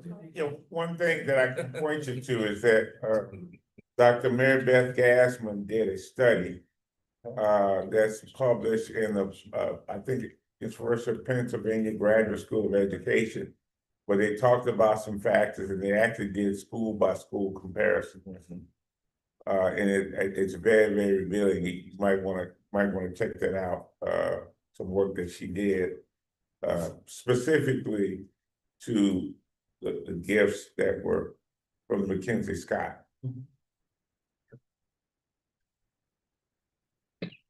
Anybody else have anything for Dr. Elston? I know we standing between y'all. I'm almost done. Get ready to be quiet. All right, well, with that, thank you so much for your presentation and all of the knowledge that you shared. Definitely will continue to be in contact in person because I have a couple of more questions that I have, but we'll talk offline. Thank you so much. All right, I'm gonna move us along. Can y'all hear me better? I know we have some more people in the back, we have some people listening to you, so I just wanna make sure y'all can hear me. And I'm gonna go ahead and have a family discussion about the 2026 regular legislative session. And, you know, one of the things that I love so much about this council is that, you know, we have a whole lot of legislators on this council, so we have direct lines of people who can help us at the appointed house in Baton Rouge. So with that being said, I just want to put some dates on everyone's radar, and I know you all have them. I know everyone's staff has these. We've talked with your CFOs. Everyone knows that March 9th, 2026, Monday, the session will convene at noon and it will go until June 1st, 2026. Budget hearings have been scheduled March 16th, Senate Finance Committee. And March 17th, which is also, and I'll get to that later, that's HBCU Day, so we don't have to play around with those times. That is House Appropriations. And so, like I said, our Deputy Commissioner for Finance, Elizabeth Bentley Smith, has been emailing your staff to let you all know to be prepared and make sure that your assistant presidents are prepared to be in the room to talk about the budget and other items of interest. Next slide. Okay, of course, this isn't an exhaustive list, but what I did want to do, because we have several individuals, several legislators here who can speak to some of these bills as they are authors, or the Board of Regents has worked with them in some type of way on these bills as they have come a part of task forces that the Board of Regents convene. We convene a whole lot of task forces and produce a whole lot of reports. As you all know, we've been convening the Caleb Wilson Hazing Prevention Task Force, which ended, I want to say early January. We have convened the NIL Task Force that went on from about June to December. And then we also convened the Power-Based Violence Review Panel, which has been ongoing since 2021. Dr. Smith here has been convening the Caleb Wilson Hazing Prevention Panel, and then I've done NIL, and I continue to do power-based violence, and I do this panel. So we got a lot of panels, we got a lot of task forces. So with that, one thing I did want to do is open the floor to the members of the Black Caucus who are here that are offering these bills. The Hazing Prevention Task Force, the Hazing Prevention Bill, this is something that we will be working with Representative LaFleur, Senator Boudreaux, and Senator Price on. They have sat on this task force. And so I wanna open the floor for them to give some reflection or some insight on this bill. It does require a lot of training changes, education changes, and they do provide for some additional organizational sanctions as a result of hazing incidents that occur on campus. So I'm open the floor to you, Brett. I'm really proud of the work that the task force, I'm proud of the work that the task force was able to do on this hazing prevention. It's real important. Certainly, when you get on the other side, if you don't do this work, hopefully we will have your support. I've spoken to a few members because this is personal to a lot of D9 organizations. We intend upon having some meetings with them to explain the process that we will be working through and what these new sort of regulations, if you want to call it, will happen as it relates to hazing prevention. But we look forward to the conversations and the support we hope that we will gain as we go through the process. Senator Price? Yes, it was very good meetings we had. I thank some of the one of the biggest thing that came out of it was talking about accountability. And we know, we go back to Max Gruber and that incident at LSU and then Southern University with Caleb Wilson. And it seems as if, like with Max Gruber, it happened and then there was a lot of stuff talked about, bills were passed. And then we had the incident at Southern with the young man Caleb. And we just got to make sure we have accountability. And one of the things that I know is coming with the Attorney General office, there's a bill that's going to be coming to look at some things differently. I know your bill that we're co-opting with you gonna also have some accountability features in it. So I'm looking forward to this session of working with my colleagues to make sure that we get the message out there that one death is too many. It's way too many, and we're gonna make sure that there's accountability with that. So we're gonna be working hard. We need everybody's support. Thank you both so much. Quickly, I'm gonna hit on these two, cause Senator Barrow and Rep. Brass aren't here. With the dual enrollment bill, this is something that Rep. Brass is gonna work on. He's been doing a lot of our dual enrollment work, for the last several years and pushing legislation for us to advance dual enrollment, on college campuses. What this will do is create a statewide single application process. The Board of Regents convenes the dual enrollment task force, and this was kind of one of those legislative recommendations as of the practitioners who do the work, who are boots on the ground, who have to take in every application and, send it every which way, and they wanted a more simplified process.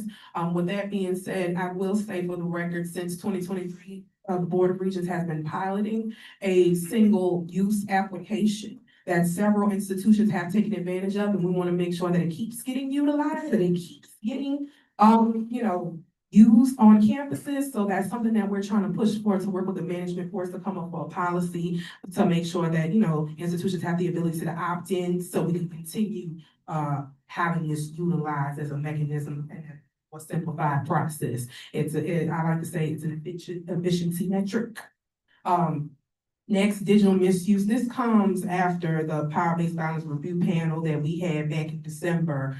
Senator Barrow chairs it, Senator Mizell's on there, and as of most recently, now that the House Select Committee on Women and Children have formed again, Rep. Freiberg is on there, and so is Representative C. Denise Marcel. And the last meeting in December, we had a very robust discussion on how AI sexual generated images have shown up in schools. Particularly, there was an incident, I want to say Parish, where there were some students creating images of each other.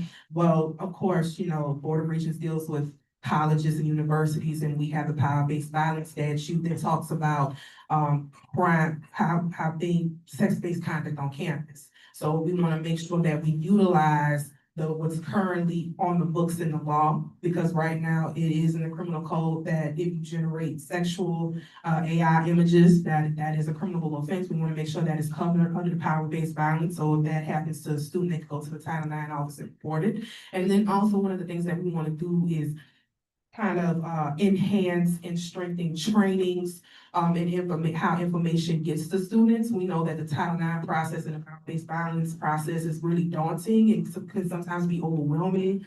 Sometimes some of the websites, you don't know where to go when something traumatizing happens or you want to get some help. So we're just going to work with the institutions and the system to kind of simplify some of that.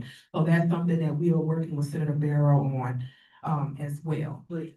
One point for us, the particular emerging technology we talk about campus, one of the differences I think we're seeing in the higher ed space is the use of like meta glasses and things like that. When people are not aware, they're being recorded, images are being created, things of that sort. So this legislation will also kind of tackle some of that we see in the higher ed space.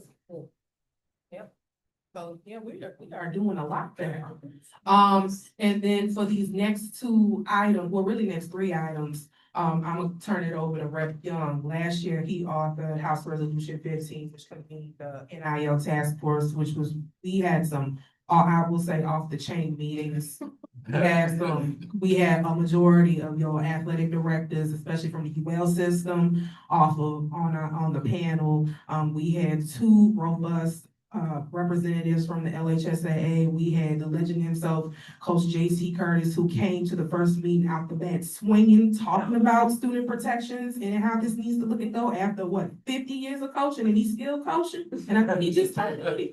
Oh yeah, he's still going. And then we had Dr. Grady Smith from Woodline High School, principal of that, and he was very, very forthcoming and very blunt on what he sees, especially with the student population that he serves. And so we had a lot of robust discussion on that topic. And Master P.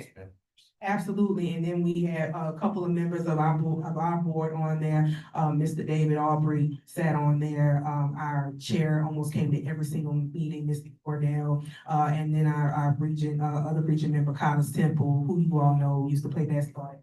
So we had a really, really well represented panel on there. So I want to turn it over to Rep. Young to talk about his reflections of some of the bills that's gonna come out this session on NIL. Yeah, thank you, Bree. Thank you, Bree. As she said, those meetings were really good. I think, that one of the highlights was, Master P came to that last meeting. He's working with UNO, but I think he's also just interested in student protections around NIL in general. But here's what I'll tell you, there will be some legislation coming. You know, high school kids are making more than $100,000 now for playing sports. And so as a state, we're looking to put some protections in there for them. So that's what that first piece is about. The second piece, athletic department funding. We did have athletic directors from just about every institution across the state on that task force. And they sort of explained to us that they've had some challenges in terms of how their departments are funded. And so we're gonna convene a study to see how we can help them out. Last part is high school trust accounts. As I said, you have kids that are under 18 that are, you know, some of them are getting $100,000, $200,000, $300,000 for playing sports. So we found this law that was put into place years ago for child actors. Yeah, the Coogan Act. And basically, they're required to put a certain portion of their earnings into a trust and then be able to access it when they turn 18. So we're gonna try to do something like that. I don't know how far it's gonna go, but we're gonna try that. This is what I wanna say to this group. The NIL space is more than just athletes getting paid. So right now, the NCAA is having some conversations about how they're going to deal with eligibility beyond 3 years, beyond 4 years. Because of NIL, kids are staying in colleges longer. And that has a direct impact on the university, that has a direct impact on the community because kids are getting degrees. I mean, the amount of athletes now with master's degrees, if we had some data on it, I would assume it's probably higher than what it's been because they don't want to go pro. I mean, why would you go to the NFL or the NBA and make $200,000 when you're making $1 million in college? Right. And that helps to have a direct impact on the bottom line of our universities. The other thing I will say to Chancellor Pierre and Chancellor Washington, there are some learning opportunities for law schools as well as the College of Business and Entrepreneurship. These kids are having to deal with marketing, they're having to deal with contracts, they're having to deal with agents. And so right now, athletic departments have positions where they're trying to help these kids out with those things, but LSU is the only one that has the funding for it. All of our other universities don't really have the money for it. So there will be opportunities for like I say, the law school, Grambling. I know we are the sort of the patriarch of HBCU football in the state. See,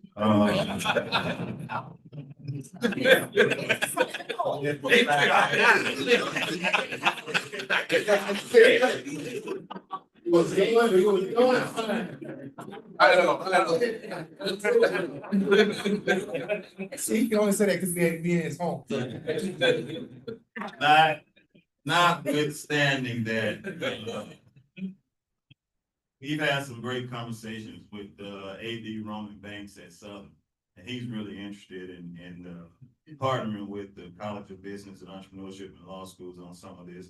The other thing, Regent Aubrey brought up was that some of these kids, a lot of them are not gonna get the $100,000 deals. A lot of them, the average deal is probably, somewhere under $5,000. But they still come with tax implications, because I think if it's over $600, there's some tax implications, there's some contracting implications. So where do they go to get this help? And Regent Aubrey talked about considering how we look at doing some sort of free NIL resource center. I know we have the president of Mel is doing a wonderful job over here. I know we have the Doug Williams Center over here. It may be something that, you want to look at partnering and creating some sort of free NIL resource center. The last thing I will say, NIL offers the opportunity for our universities to enter into holistic partnerships with business. Because if you can get a company that wants to give a kid a $10,000, $15,000 NIL deal, you can probably get that company to do more for your university. Because those deals are not just about money, they're about advertising, they're about marketing. And so I would encourage universities to look at it from a holistic perspective, but keep an eye on the legislation that we're gonna bring. I don't think we're gonna have a whole lot of pushback. I know Chairman Jordan, who's probably one of the best attorneys I've met, he picks every bill apart. He just picked the bill apart and told me what was wrong with it. So we're open to amendments on the bill, but I do want to thank Bree and the team at Regents for staffing and hosting that task force. They were really helpful. And let me say this too: the Attorney General's office just created their own NIL department. So the HBCU task force, we always get left behind. Don't get left behind. Other folks are moving on this. Don't think it's just about kids getting paid. It's much, much bigger than that. So I'll be happy to speak to you guys more about it, one-on-one if you want to talk about it. Thank you. Well, so I know I got a bill that's not on here, but let me first start by saying, I do think, because I did have an NIL bill years ago, and they ended up passing another bill. But what I will say is, as it relates to AZ and NIL, I do think it's important that these bills are authored by African Americans. I think it's not, it's gonna be incumbent upon us not to let our bills get hijacked by other folks, not just for the purpose of taking credit. I think it's also for the purpose of how that bill is structured and it really reaching its real intent. Because especially on this NIL bill, I mean, this is affecting African American kids more than anybody else, disproportionately affecting them. So, but I have a bill that's not on that. It was late filed, but I'd be remiss if I didn't mention it here. A few years ago, working with the suicidologists on another matter, discussion came up that we've had an uptick in suicides amongst our African American population, especially our young folks. So 4 years ago, we created a task force that dealt with that. We completed that task force this year. We got some recommendations coming out. We did it in conjunction with LDH and the Nelson Mandela School of Public Policy over at Southern. Dr. Charmaine Williams led that charge. We came up with some good information, but one of the most difficult things we had is no universities report this data. So one of the things that I have a bill that's coming up will require universities to track suicides that either happen within the student population or even off campus, even if it happens off campus. So that's one of the things that we're going to do. But I'd also be remiss to say that the initial study that was done the first year was led by Dr. Williams, but Dr. Segura played a significant role in collecting that data as well. And so I just want to highlight not only the legislators that we have that's doing great work, but other folks within the room that's doing great work to help us move our agenda forward. So that'll be another bill to look at. Thank you so much. We have another page of bills and. Let me say one thing I left out. I had it on my list of things to talk about with NIL. Women's sports. NIL may be the single greatest engine to create equity in women's sports and men's sports.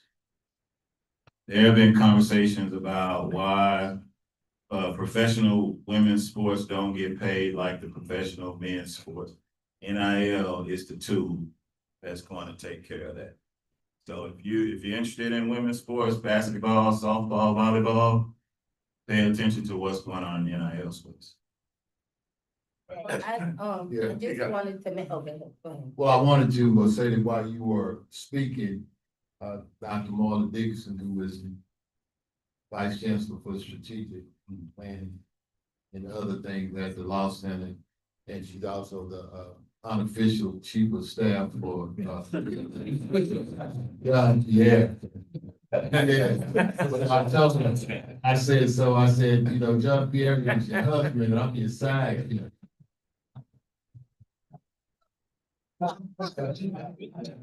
She works for both of us, but, so she sent me something that is consistent with what you were talking about in that area.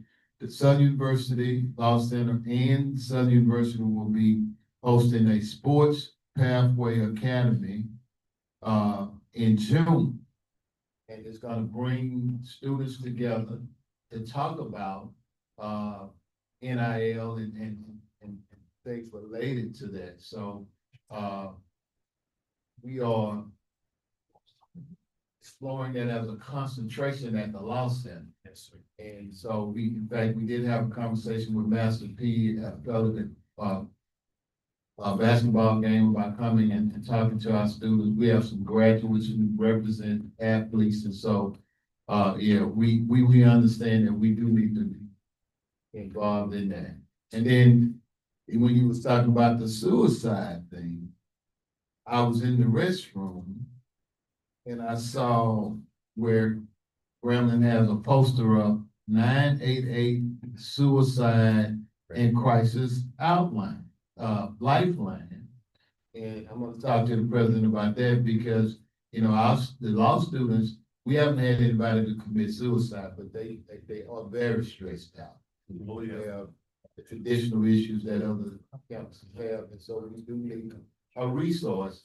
And so I took a picture, Mr. President. I don't know if y'all paying for this or not. I'll follow with you. We can get some. Yeah, I'm gonna contact these people though, because y'all they got a QR code on here, so it's easy for students to access the assistance that they need. They can text, they can call. There's multiple ways to get some assistance when they are experiencing some type of crisis. So two good things were said that we're gonna take advantage of while we are up here. Okay, Chancellor. So the other hat I wear is I also work on the mental health piece as a Board of Regents. So one of the interesting things is that Louisiana's public institutions, none of them receive funding for mental health specific. So they're all kind of piecing together mental health support, so that looks very different on every campus. But to your point about 988, that is a initiative, a national initiative, but we can get you all some free posters through the Louisiana Department of Health. They have tons of free resources, things like that, that we can get provided to your institutions. The Southern University Human Jukebox did a contract with them 2 years ago for Value Classic, doing it, spelling out on the field, all of those things.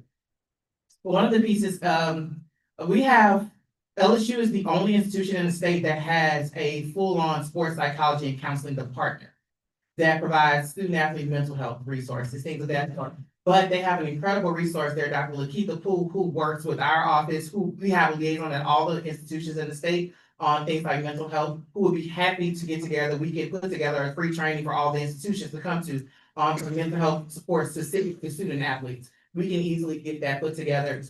She's incredible. She's worked with she has a national championship ring with the Golden State Warriors, but she worked on their mental health and sports performance team the last year they won the title.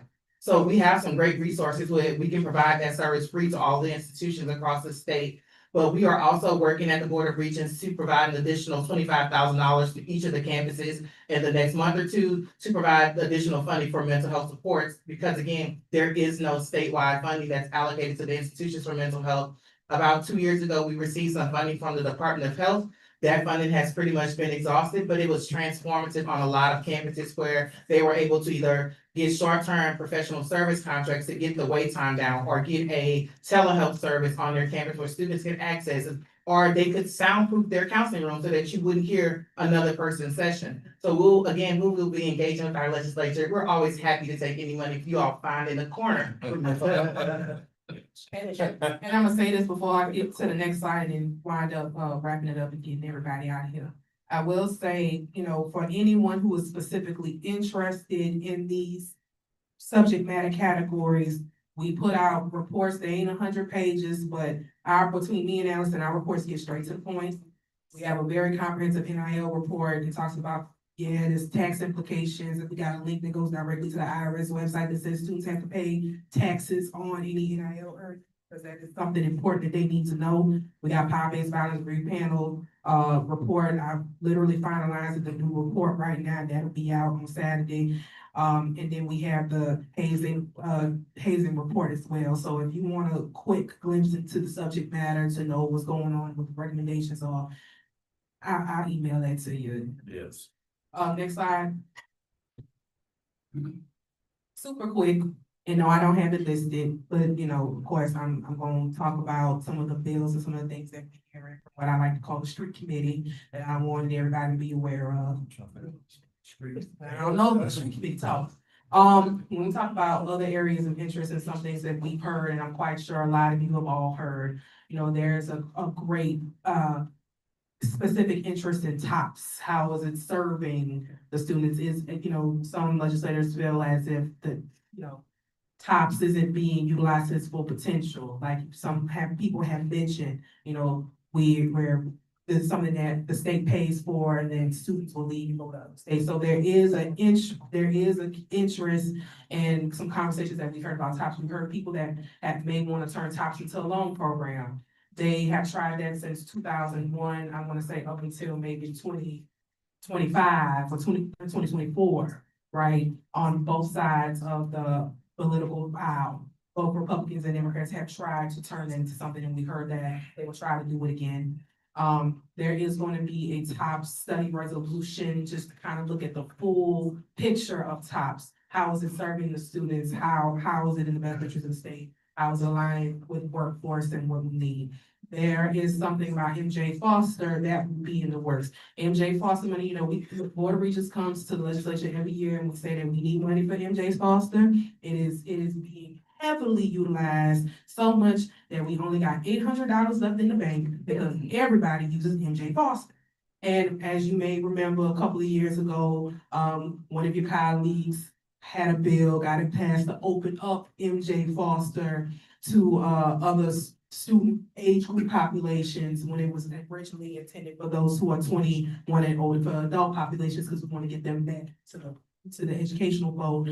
So we need to tighten that up a little bit because the funding, as I said, is running out and is being heavily utilized, which is great. We will be mindful of those dollars. You all may have already seen there are a couple of other bills. There is a bill to allow guns on public post-secondary campuses whereby management boards or the Board of Regents can make any type of policy on that. I will say from what we've heard, there are a lot of concerns. We've heard of the concerns. And so, we will continue to monitor that. And then also, as of yesterday, there's also a bill to get rid of us. So, there's a lot going on at the legislature this year. And at the end of the day, they got it. But we will continue, as we continue to engage with you all. I call a lot of you all on this task force very regularly. I will be contacting some of you and make sure that you're all informed and that, you know what we're tracking. What bills of interest we're watching, and so more to stay tuned on that. And also, there's another bill, it's not directly with education, but it impacts the boards and taking away the requirement of them having to have the sexual harassment trainings. And the law right now says public servants, but it's going to be changed to public officials and then just elected officials. So with the wording, it takes away appointed board members, because it's just focusing on electives, and we know we've had an issue not with our great institutions, thank you, but there've been some other college campuses where there's been issues of sexual harassment. You don't think it's important enough to train your board members in sexual harassment? Will it be important enough for those board members to hold the schools accountable when there's reports of sexual harassment by their students or teachers? That's where my mind went with it. So that's something else that we should be concerned about with the makeup and the look of these boards for some of these universities now. Anyone else? Well, we'll continue to make sure that you all are up to date and continue to have discussions, especially throughout the legislative session on things that we've seen as bills are being filed, bill that, the draft request guideline was just the other day, so bills are continuing dropping into the website. And so I'm refreshing the page every 15 seconds to see what's all up in there. So we will continue to have conversations and make sure this task force, as well as our legislators, are up to date. That we want you to be aware of. With that being said, I want to ask Dr. Smith, have any public comment cards been turned in? No. All right, thank you. So, next slide. Yep, about to get up, sorry. All right, so last but not least, I just want to let you all know, next meeting will be HBCU Day at the Capitol. It's a very quick turnaround. We like to have it early in the legislative session because we want to make sure that you all have the opportunity to attend before committee meetings start getting, scheduled and, very. So HBCU Day is going to be March 17th, 2026. I will give you more information, make sure your institutions are prepared and know what they have to bring, especially for the celebration that we regularly have. And so with that being said, now I'll send you more details. Is there a motion to adjourn? All right. All right. Is there a second? Yeah. And that we are adjourned. That's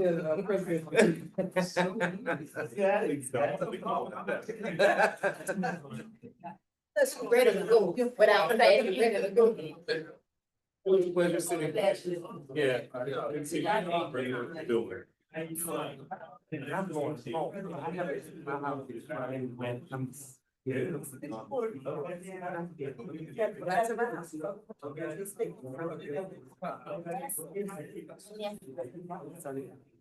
All right.